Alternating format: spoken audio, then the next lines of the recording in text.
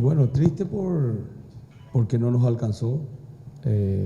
Claro que nuestras pretensiones siempre era la de ganar el título, de pelear hasta el final. No dependía de nosotros sabíamos eso.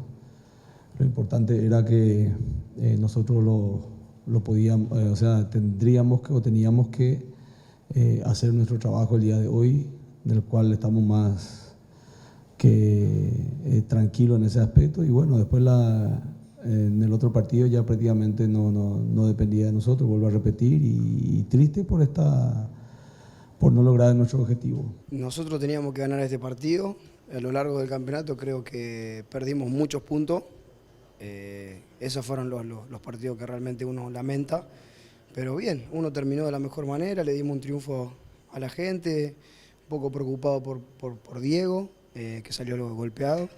Esperemos que esté todo bien. No, siempre con Guaraní era un partido clave que no podíamos perder. Pero bueno, a lo largo también hubo empate. El partido contra Libertad, si bien sabíamos que Libertad era duro, podríamos haber ganado. El campeonato es así. Uno lamenta más los partidos que no pudo ganar a lo largo del campeonato, pero bueno, a levantar cabeza, a pensar en lo que viene.